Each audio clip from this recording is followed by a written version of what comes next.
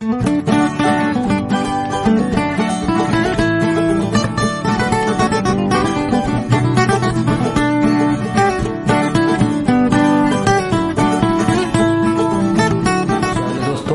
To my YouTube channel.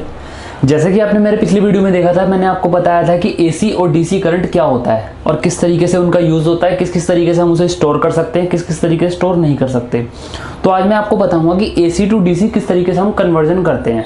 Conversion का मतलब क्या होता है मैं बताना चाहूँगा। वो जो लोग नहीं जानते इंग्लिश में, मैं उन्हें बताना चाहूँगा कि एसी को डीसी में बदलना ही कन्वर्जन कहलाता है। तो हम उसको एसी को डीसी में किस तरीके से बदलेंगे।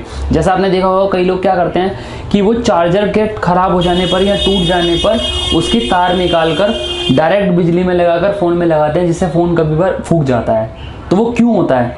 एसी टू डीसी कन्वर्जन के लिए हम चार्जर में, इन्वर्टर में क्या चीज़ यूज़ करते हैं जिससे वो उसको एसी को डीसी में कन्वर्ट कर देता है।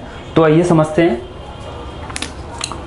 जैसा आपने पहला चैप्टर समझा था, एसी और डीसी ये दो चीज़ें होती हैं, अल्टरनेट करंट और डायरेक्ट करंट।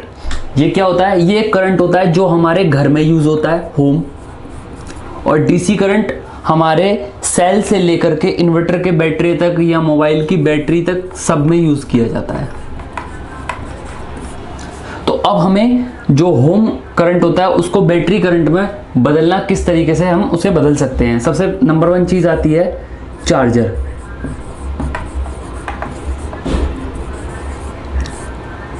चार्जर आप सबने देखा होगा, हर घर में एक ना एक चार्जर जरूर मिलता है। एक फ़ोन भी होगा तो आपको एक चार्जर मिल जाएगा, पुराना हो नया हो, आप उसे खोल करके एक्सपेरिमेंट करके देख सकते हैं। आपको सब चीज़ चार्जर के बारे में पता लग जाएगी।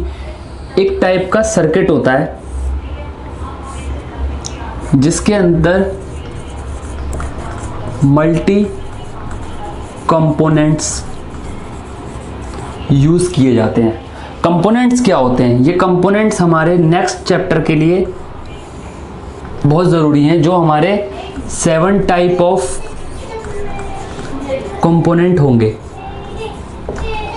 ये कंपोनेंट हमारे चार्जर से लेकर के मोबाइल के, इन्वर्टर के, किसी भी चीज़ के हर पार्ट में यूज़ होते हैं। बस फ़र्क इतना है कि मोबाइल वाले छोटे और चार्जर के अंदर, इन्वर्टर के अंदर बड़े पार्ट्स यूज़ होते हैं, लेकिन उनका नाम, उनका वर्क सब। तो दोस्तों, जैसा कि आप देख पा रहे हैं, मैंने आपके सामने एक चार्जर का सर्किट खोल रखा है। जिस चार्जर के सर्किट के अंदर मैं आपको दिखाना चाहूँगा कुछ चीज़ें। ये जो चार्जर का सर्किट है, इसके अंदर बहुत तरह के कंपोनेंट लगे होते हैं। हमारे मोबाइल के मदरबोर्ड में और चार्जर के मदरबोर्ड में और इन्वर्टर के मदरबोर्ड में कुछ फ़र्क होता है, कुछ डिफरेंस होते हैं, जिसके अंदर ये जो कंपोनेंट्स हैं आप देख रहे हैं, ये छोटे बड़े कंपोनेंट्स, ये अलग अलग टाइप के हैं, बट इनका नाम और इनका वर्क एक तरीके का होता है।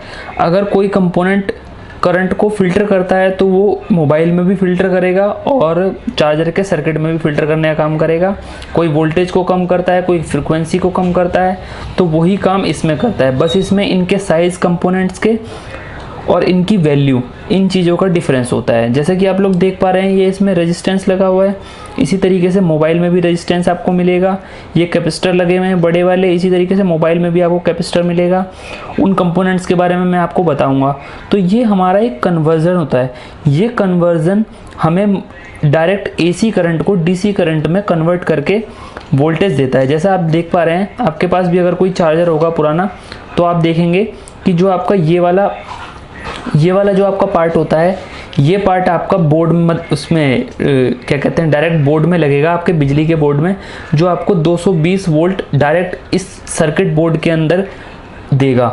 इसका आउटपुट आप देखेंगे, इसके 2 तार ये लगे हुए हैं, जो दूसरी तरफ से आपको डीसी में वोल्टेज देगा 5 वोल्ट। ये आपका चार्जिंग जैक होता है। ये भी कई तरह के डिफरेंट चार्जिंग जैक होते हैं, सब में इसका अलग अलग वर्क होता है।